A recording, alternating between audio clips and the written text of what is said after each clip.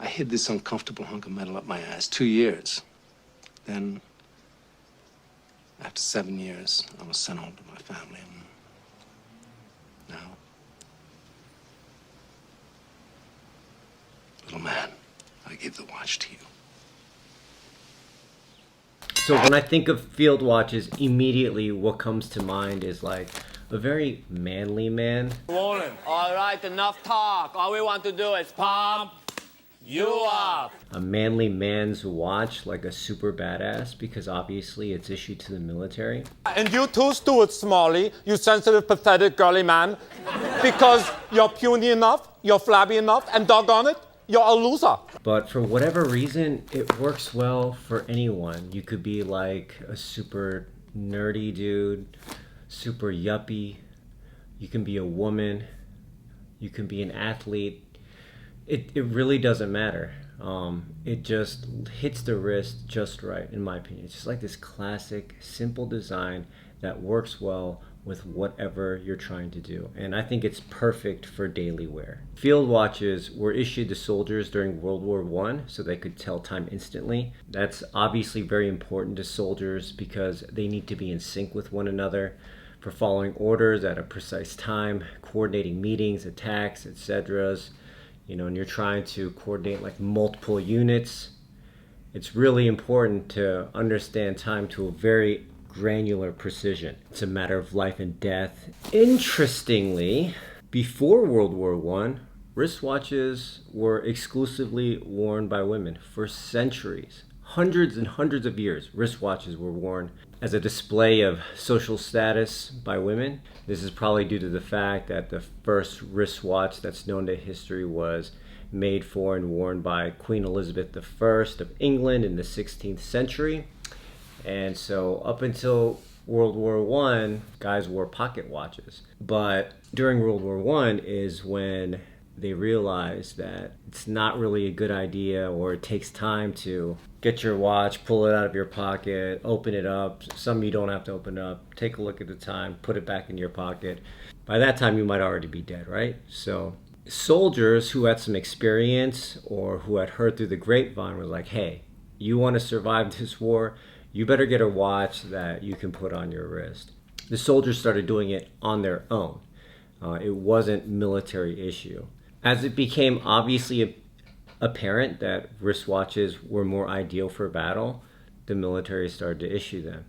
And thus, the first field watch was born. They used to be known as trench watches because it was the soldiers in the trenches during the First World War that discovered, hey, let's get some watches on the wrist instead of having a pocket watch.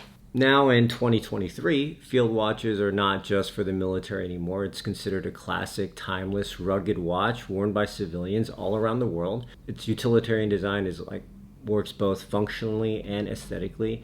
It makes it a very attractive choice for a wristwatch. They're not like crazy expensive either. No frills, no hassles. It's very durable, keeps precise time. If you're a watch wearer, you're gonna wear it because it serves its purpose and it serves it well. If you're a hardcore collector, the history, the nostalgia of the different eras, the models and brands, that'll keep a watch nerd hunting until the end of time, because you've got your milsubs, tactical watches. I mean, there's so many different types of shit. For me, I've mentioned this a couple of times now. I'm new to the watch collecting game, and I'm definitely like kind of snobby about it. So I'm a newbie snob. And I had to have a field watch, and there is a wide variety of them. You've got vintage, new, reissue field watches. It's kind of overwhelming, but I think as a noob also, like immediately when I think of, okay, I want to get a military field watch, I thought of the Rolex Milsub. Like that's the one that I have to have. It's genuine, it's Rolex. It's kind of the holy grail, Rolex Milsub. But to pick one up, you're gonna have to spend like in the condition, like collectible condition that I wanted it, it's gonna cost over $300,000 to pick something up like that. As a noob, I don't have the guts to pull the trigger on it. I don't feel like I have enough experience with watches or have enough knowledge to buy one and like be able to sleep at night like comfortably knowing like, hey, all of these pieces and all these parts are totally genuine. I don't think I know enough about watches to like make that type of investment on a watch yet. So what is the next best thing? I thought the CWC 1980 Navy Diver Reissue. CWC replaces the Milsub in 1980. That's why it's called what it's called. And if I'm going to find like a substitute for my Grail watch, I thought it was the best one. I considered going like straight vintage CWC, like an actual diver watch from 1980, but I think kind of the same reasoning as to why I didn't get a vintage Rolex Milsub is the same reason I haven't like really delved into genuine vintage pieces yet. So I kind of wanted the balance of having a vintage aesthetic and like the nostalgia of it with modern materials, technology and all of that, so that I don't have to worry about the watch working or falling apart or knowing if it's in good condition. And that's why I went with the reissue, and I think they did a really good job with the reissue because when I compare it, it looks very, very similar. Now this watch is actually issued to the British Navy. I get the best of both worlds, the beautiful vintage aesthetic coupled with modern build quality. And when I say beautiful, I mean absolutely stunning and gorgeous. Check this out.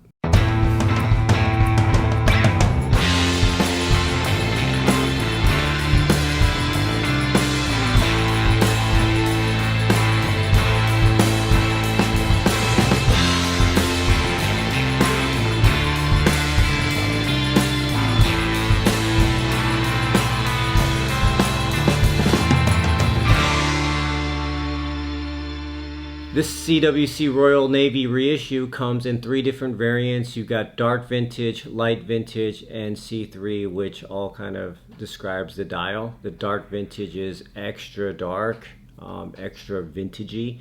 Then you have the light vintage, which is the one that I purchased, and the C3, which is kind of plain Jane, just kind of like new. I thought because I'm looking for the vintage aesthetic, I didn't want to do the C3, and I thought the dark vintage was like too pretend vintagey. I understand I'm getting a reissue, so it is pretend vintage at the end of the day, but the dark one was just like a little bit too much overkill in my opinion.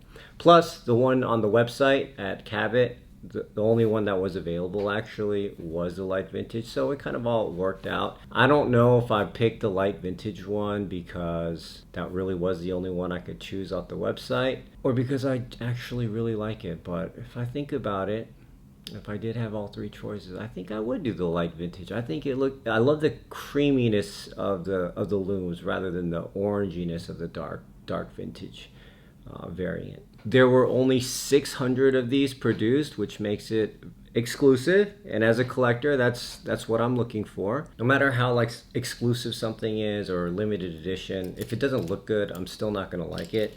And I just think CWC did a great job. Oh man, this thing is so beautiful.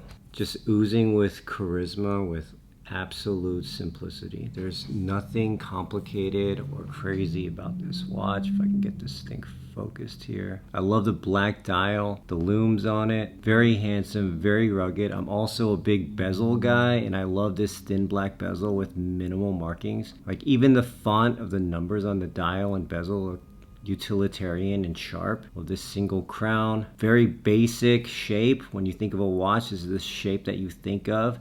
Might be boring to some people, but to me it just like amplifies like the straightforward clean design. And I love also that the watch is historically accurate with like the vintage logo and the T marking on the dial. This thing is so sexy. We can talk about the technical specs too, which are very impressive. It's Swiss made. It's water resistant for 300 meters, 45 millimeters, including the crown, 41 millimeters, excluding the crown.